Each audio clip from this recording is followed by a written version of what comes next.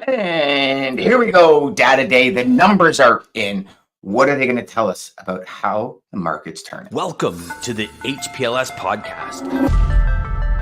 Live, relevant, and high performance information, conversations, and education weekly.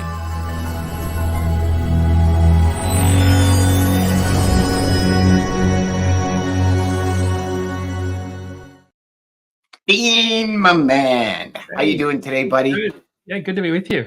Another week has flown by.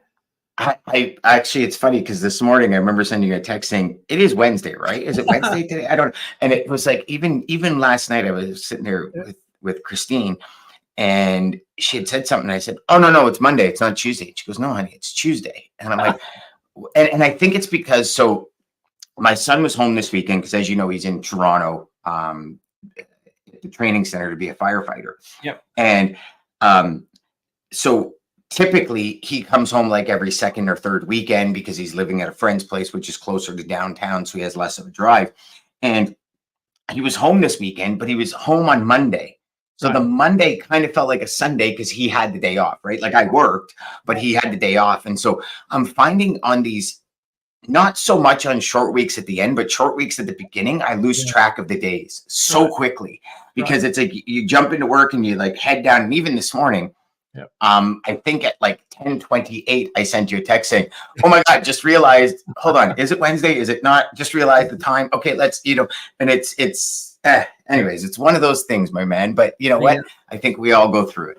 Yeah, I was last week. So we had Mid-America Truck Show the week before last. I got back on the Sunday and I thought, this will have to be a recovery week because I'm just burnt out.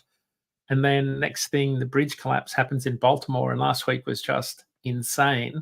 I did 14 media interviews, one live with BBC World News in London, which was terrifying. Like to be on live TV on World News. My family's watching it in Australia thinking, WTF is going on. Tell us about that, Dean. Tell us about that because I know you had an issue getting on. There was some kind of connectivity issue or something that happened. Yeah, right? I couldn't connect. Somehow my audio was not working, and anyway, they rescheduled me for the afternoon.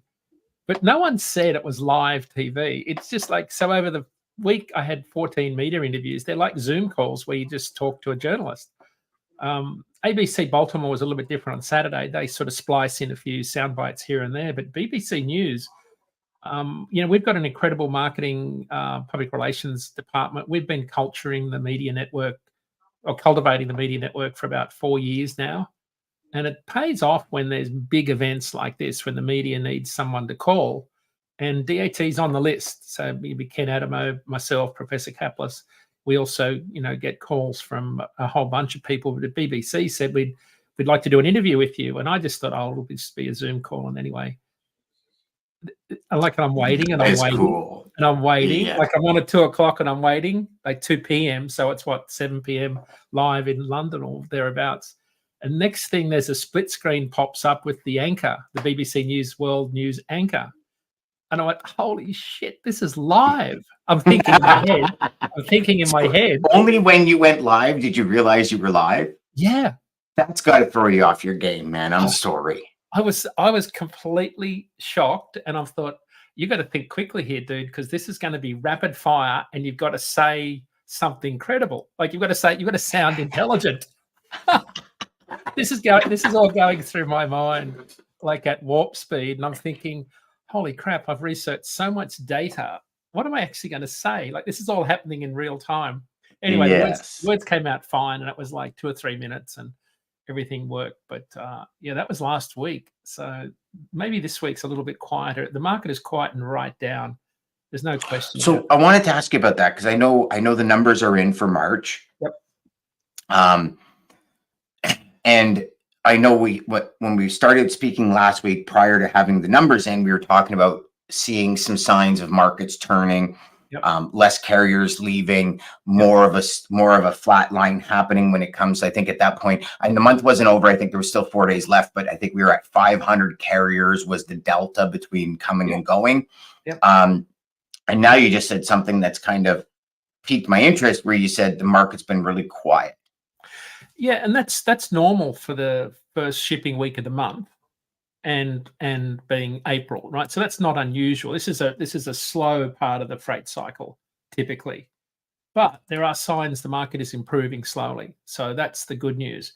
But it's also at the same time as the rate of capacity exits has slowed, right? So if you think about what are the market dynamics that will change the market, the fundamentals of the market, increased demand or decreased capacity. And in our case, we've been losing capacity since October, like net negative capacity since October 2022. And last month, March, it was back to 272. We almost had as many carriers join as leave. When we were short by 272, but that's a long way from the average of losing 2,500 carriers a month since October 2022. So yes. So the numbers are very interesting, Dan. We've lost, a lot of carriers over the course of the year, but the numbers work out that for every 10 that leave, 8 join. So for every 10 that have left in the last 18 months, 8 have joined. And the rate of people joining is increasing.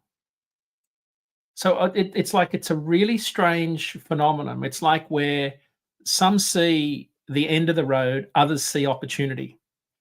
And I think my theory is, so here's what the numbers show, and I'll sort of expand on that, because the first quarter this year, the rate of carriers leaving has slowed right down. So the extrapolation of that is that the massive influx during the pandemic was followed by the massive outflow of carriers for a 15-month period ending last year.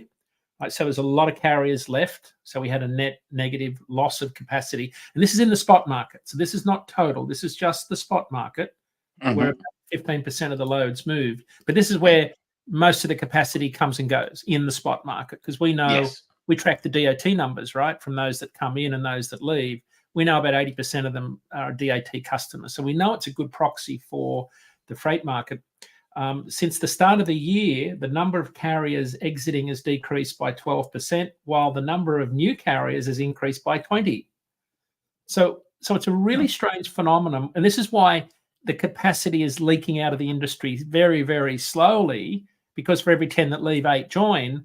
But the rate of carriers joining is increasing as diesel prices continue to fall, used truck prices come way back down to 2019 levels, and the market is still paying reasonably good rates at a national average, including fuel. So, and on top of that, carriers paid down a lot of debt during the pandemic, so they've got a lower operating base right now. So if you're looking at buying capacity right now, there's a lot of folks out there that see opportunity. And that's what's happening right now at the end of the quarter. It appears that the exodus capacity has slowed.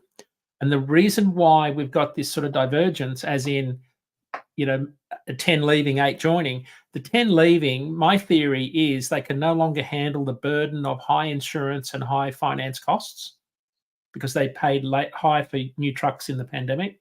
And those that are coming in now are coming in at a much lower cost base. So I think that makes sense. That's the market fundamentals that I'm seeing right now. And that was kind of confirmed at Mid-America Truck Show, where we're talking to new entrants who see nothing but opportunity. And so it just feels like we're at the bottom of this cycle where capacity, the massive outflow has slowed right down. So you could say, well, the exodus has happened in past tense. And then we're getting back to sort of this net zero capacity movement each month in the spot market. So then you've got demand on the other side. Demand is showing some signs of increasing. The Institute of Supply Management PMI that came out this week showed that it increased for the first time in 16 months. It was above 50. It's a diffusion index. Below 50 is economic contraction. Above 50 is expansion. So it jumped into the expansion range for the first time in 16 months. So that's US manufacturing, which drives a lot of truckload demand. Yes. So actually, here we are. It's funny. I was just reading. I was going to send you this from the Wall Street Journal today. Yep.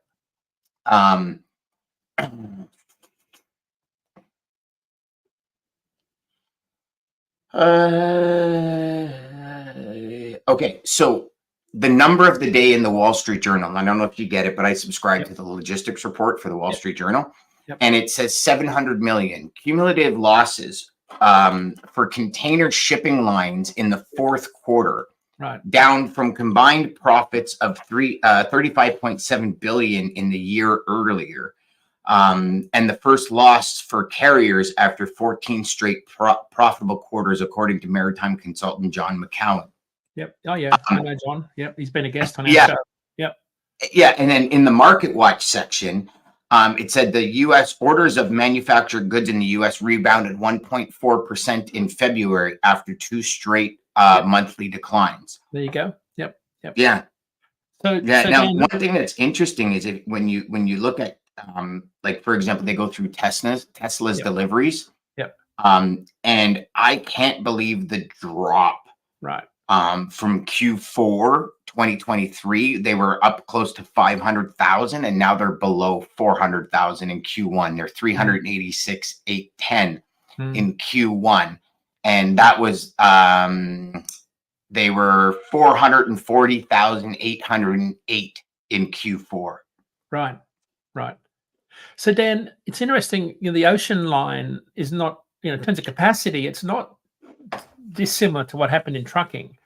Right. Remember during the pandemic, we had stories of 3PLs, large trucking companies, chartering their own vessels for one-way voyages of containers from Asia, resulting in the empties not being taken back. Yes. So remember, we had a stockpile of empties because of all these one-way charters.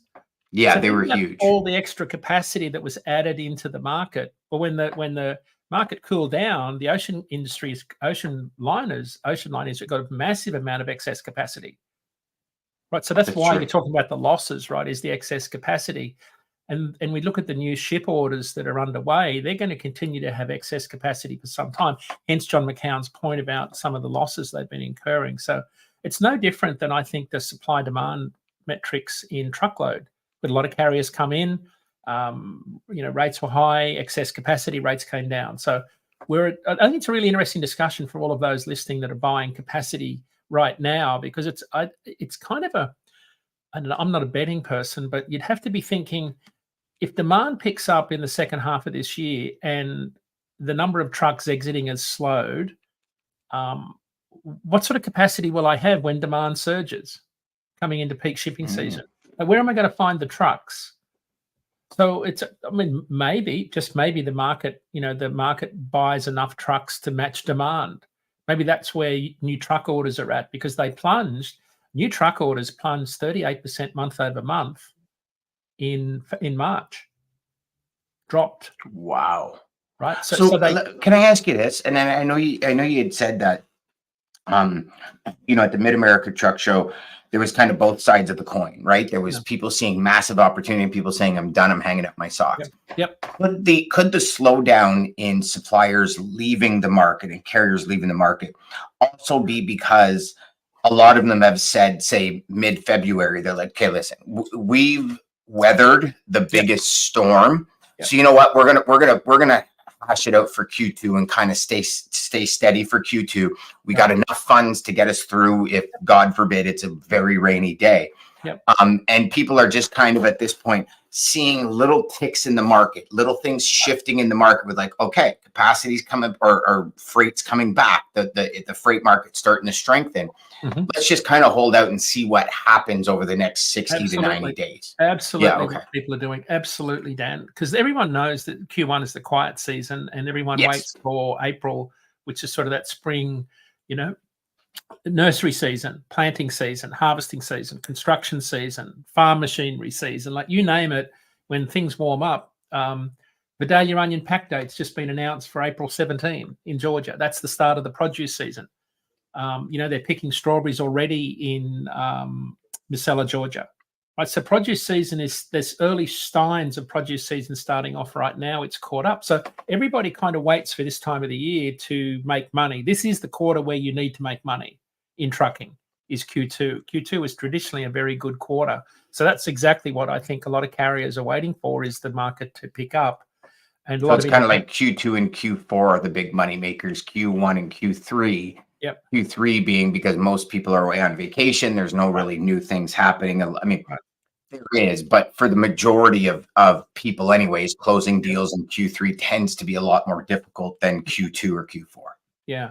Dan, and of course we read about it on the weekend. You and I just talked about it on Sunday. Another large carrier went out of business up in the Brampton area. So there are some large contract carriers, maybe spot market carriers also, that are exiting the market. I still think we've got a ways to go in terms of the clean out of the carriers that are just not able to make it for whatever reason, unfortunately. But I think, so, I think about the spot market a lot, and I just get a sense that the carriers that are left are pretty savvy. And they're not just going to haul freight for next to nothing. And I talked to guys at Mid-America Truck Show over the period of 7 days, right? You spend a lot of time talking to carriers about the market, and they are so savvy this year, like because of all the technology and data that's available, and all the podcasts and webinars and all of the insights that the market provides. They seem to have a pretty good handle on operating costs. Todd Amon confirmed that on our show last week. He said this year, he said more so than ever, he is seeing a lot more carriers understand their operating costs.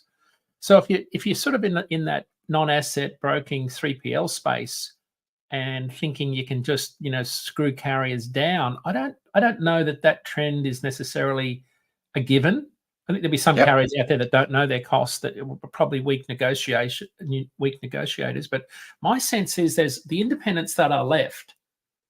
They're pretty savvy negotiators. Maybe they always have been, but I just think this as the market exits, I think the capacity side is much more informed about what it really costs, because we've all been stung with higher inflation effects on all of our operating costs. And as Todd said, in the order of 20 to 25 cents a mile higher since the last quiet market in 2019. So we're all aware of what it costs to run a truck these days, more so than ever, because we're all paying a lot more for everything. So it's interesting you brought that up, Dean. I go back to 2019, right, when we first met. And I go back to the mindset of shippers. And during COVID, shippers got very smart. And I think the majority of shippers, now, don't get me wrong, I think some knew already, but most just kind of came into work and blindly followed the way they've been doing it, not really giving much consideration to their supply chain and how, when their supply chain goes awry, costs can get out of control. And I think COVID the pandemic was the learning point, the real shift, the trajectory moment for shippers, to say, holy shit, like if I don't keep a handle on this, my company's losing money instantly. And now I think 2023 was that aha moment for carriers. I know it was the aha moment for brokers, because on average in 2023, we're talking 30 to 60% lost revenue at brokerage firms. Was the average from owners and stuff that I was speaking to, and VPs and stuff that I was speaking to that would share the data, which is a huge reduction in overall value of the companies. And so I see that as being also on the carrier side, the carriers during COVID not really caring about costs because the money was so rampant, right? Call it on the backs of the shippers, for lack of a better term. And now, as soon as that power shifted to shippers and it became a shippers market, I see a lot of suppliers, both on the brokerage and asset side, getting real specific about a dollar and cent and what it really costs and how it really costs and why it really costs and how can I maintain this but delete this and how can I really pay attention to my operating costs. And so in the end, they say everything happens for a reason. I'm thinking these two things are a huge reason for us to be smarter for logistics and the transportation world to get into the 24th, 21st, are we the 22nd century? Whatever we are right now, to get more technological, to start using technology to their advantage, because I've seen, and just in the construction of our software that we built, I'm showing it to sales reps, I'm showing it to owners, and they're going, oh my God, I've never seen something like this before. And I said, it's because our industry is so degraded from technology. It's crazy. Like I remember when ELDs went in and it was like, fucking computers in a truck and I don't want this crap. But like, I don't know. I think our industry is the last one to adopt major technology. And I'm hoping that's changing. And you know, you said something very interesting where you said, now there's a lot more podcasts. There's a lot more media outlets. Like think 10 years ago. Yeah. Right. Which is such a short period in time. Right. Even 6 years ago. Yep. There was not even close to as much information out there about logistics, transportation, cost per mile, everything that we can find today at the tip of our fingertips, right? Like DAT was there, but the production and content wasn't there that they now have now, right? FreightWaves wasn't around. Like all of these major corporations that specialize in data. I mean, supply chain today has been, I think, one of the longest, and supply chain management and modern materials management, I think, are the three publications that have been around since I can recall anyways. Trucking News also was another one that's been around forever, but now the publications are everywhere. Right. And you don't need to go far. I mean, if you just type into the Google logistics issues, I think there's 320 million different articles. Wow. Right. Whereas it'd be interesting. I wish I would have done that search 10 years ago and then done it today and had like the shots to see the difference. But I think finally our industry is embracing technology and saying like, okay, let's catapult ourselves to the next level. Right. So Dan, I was reading an article by Bill Cassidy, right? So Bill Cassidy and I talk a lot about the freight market. I'm on a podcast with them next week talking about it. One of the things that has happened, and this is I think that's DJ. I'm pretty sure that's DJ. DJ is joining us today. I'm going to say it's DJ because I know he's the Robin Hood capitalist. So, go on. So this is why I think those listening are going to have to work harder, right, this year, much harder, because carriers have a lot more information at their disposal. They can tell through, for example, our DAT1 app profit estimator at a load level whether a rate is going to be profitable or not, because they can input their own operating costs. So that's on an app. Right. Secondly, we've got Benchmark IQ, which is a shipper's dashboard where they can look at their spend versus the market on every lane. Right. So shippers have got a lot more data and intel. And the third point is that shippers, going back to your point, were stung so badly by what happened during the pandemic, they've elected to increase their own private fleet count despite a favorable truckload market where rates are much cheaper. So they're playing the long game. Because they know it's going to turn. Well, but and they want to make sure they've got the capacity to A, keep truckload carriers in check, but B, maintain customer service for their own customers on the private side. So that all means that you're going to have to work a lot harder to secure market share, service customers. If they're moving more of the freight on their own trucks, does that suggest that there's less freight for the non-asset market to handle? Most likely. You know, and that's a good point. And then there's a secondary to that. Some companies that have their own fleet will now get operating authorities in order to haul broker freight home. Oh, right? Because 25% of their loads are covered, right? 75% of backhauls in private fleets are empty. So, yeah, there's massive amount of capacity there in the private fleet space. Absolutely, Dan. So I was right. It's DJ. DJ, welcome, brother. Good to see you, my man. I haven't spoken to DJ in ages. It's been forever. I hope you're doing good, brother. So it's you know, that's adding to the spot market because that's what they're going to do. They're going to look on the spot market for backhauls. I mean, I remember vividly having a flatbed load, and I remember speaking to the guy, and he says, "Well, can it be a curtain side?" And I said, "Sure." And then my customer calls me, and it was for Schneider Electric, so it was a power station going to a power generator going to a Bruce power plant. Right. And Dean, the guy calls me from Schneider, and he says, "Dan, I think this may be your truck." He goes, "Did you send in a sod truck?" I go, "A what?" He goes, "A sod truck." So it was a guy that was from Northern Ontario that it was hauling sod to deliver to his distributors. Right. And what had happened is they had their own fleet to do the distribution, but then they were stuck in the Mississauga Brampton area to go back north. Right. So this guy was on LoadLink, and was offering up his curtain side as an equipment. So, but it had the big name of the sod company on the side, right? So I call the guy back and I go, he goes, yeah. He goes, I'm up north. I'm a sod company up north, and sometimes we have deliveries into the cities, and when we do, we book it on a load board coming home. Right. And I was like, and that was my first time ever hearing of this. And I was like, wow, that's really interesting. I'm like, okay, well, is it clean? Because like, this is a generator. It's worth like $3 million and it's going to the Bruce Power Station. He's like, oh yeah, we wash it. Don't worry about it. So like then calling customer back going, yeah, don't worry. We won't put any sod on the back. But yeah. And it was my first experience with companies actually, having their own trucks and going to the quote unquote load board spot market to find backhauls. And I thought at that point, I was like, wow, this is really interesting.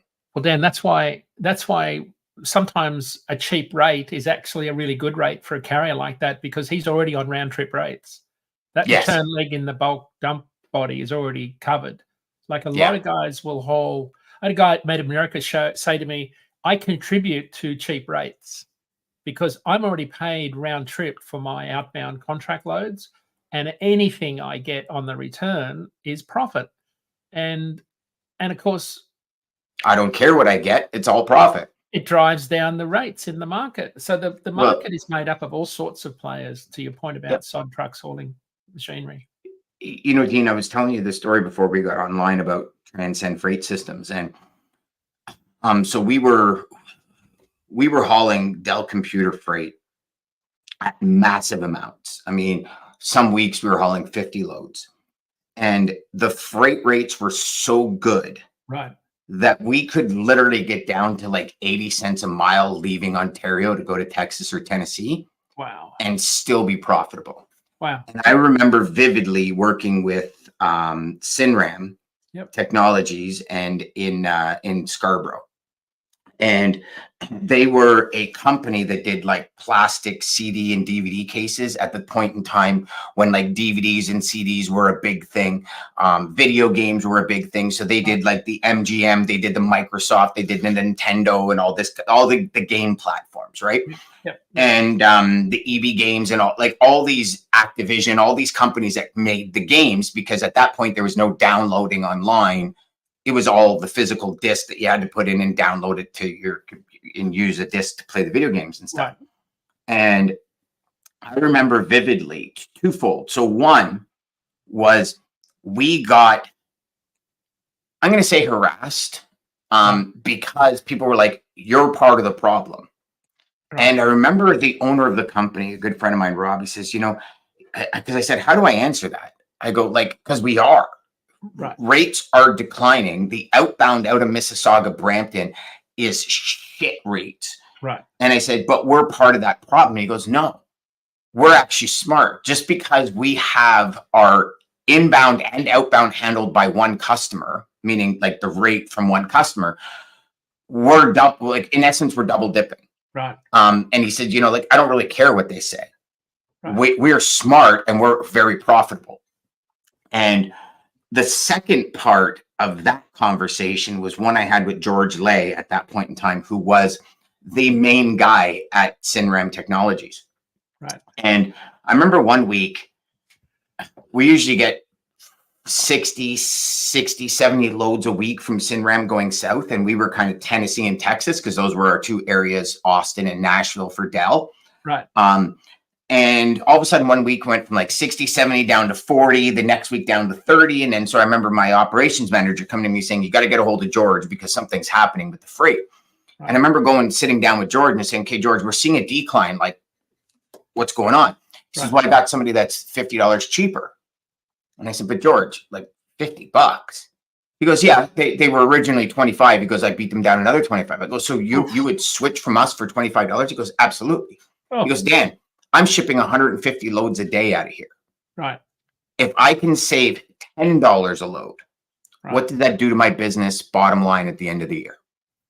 And I couldn't argue with that, Dean. I mean, how are you supposed to argue with that? It's like, okay, I give you loyalty, I give you equipment. He goes, everybody gives me loyalty and equipment.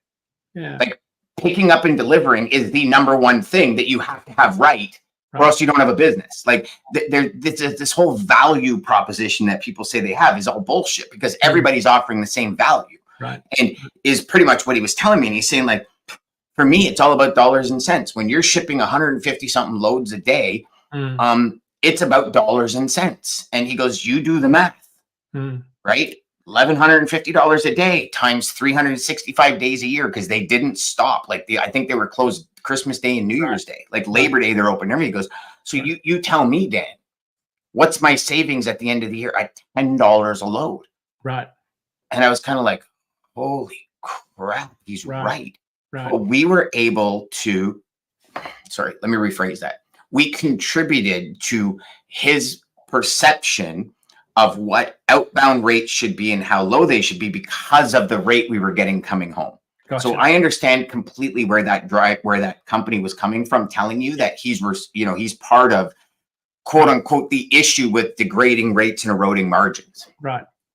It gets to a point. I had a broker ask me about, I can't find trucks in Philadelphia, and I said, well, where are you trying to load them to? And he said, I think he said somewhere in the Dakotas. And I said, well, that's where you call. You call carriers in South Dakota who are in Philadelphia looking to get back. That's who you call. Reverse search. Yeah. So you won't be finding, the capacity you're trying to win lanes at in Philadelphia necessarily. You might, but the best place to go is look for those carriers that got to get back there. That's how you build relationships, in my opinion. Yeah, we used to do that all the time. We used to first do a query on the origin to destination that you're going. And then we did a query from destination to origin. Right. And, you just might have people that don't necessarily post, the ones that kind of surf and kind of see who they want to deal with and say, okay, I'm going to pick this or I'm going to pick that. Right. So, yeah, I mean, all great points. Yep. All great point. So I can't believe we ended the month at 250 delta. That's crazy. I mean, I've been waiting for it to happen, Dan, and I noticed March decreased, February decreased, January decreased, and I thought, wow, 1 month doesn't make a trend. Then it slowed in February, and it slowed again in March, and it's not. Wouldn't be unrealistic to think that in April we actually get back to net positive growth in the spot market capacity sector. It's entirely possible, especially with the we just need net positive freight market. Well, that's the thing. So, the more carriers that are coming in, that just adds to the capacity mix, and demand doesn't pick up, then we have a soft market that drags on. Interesting. Times. Yeah, very fascinating. So what's on the agenda this week for you, Dean? What's coming up for next week? So new truck orders. We've got Tim Denoyer from ACT Research on our show next Tuesday. It's going to be a really interesting show, Dan, because new truck orders plunged 38% month over month. It's a big drop in new truck orders in March, like way down, like dropped nearly 8.5% from February, but way down compared to 8% year over year. But the drop in February is concerning because it portrays that large truckload carrier view of capacity or demand is sort of weakening, given that those new truck orders are 6 to 9 months out from hitting the road. So he's going to be on the show next Tuesday. We're going to talk extensively about two things. One is, three things. Baltimore, he's going to have some views on that. Second, what do new truck orders tell you about the future of truckload demand as seen through the eyes of the large carrier? And the other thing is where are used truck prices heading, auction numbers, those sorts of things, trailer numbers. They'll all be good discussions that we'll have with him next Tuesday. That's what I'm looking forward to. Got a bunch of shows next week, actually. Awesome. Well, I'm looking forward to that too. Everybody, we'll see you next time. Thanks, Dean. Pleasure being taken here, buddy.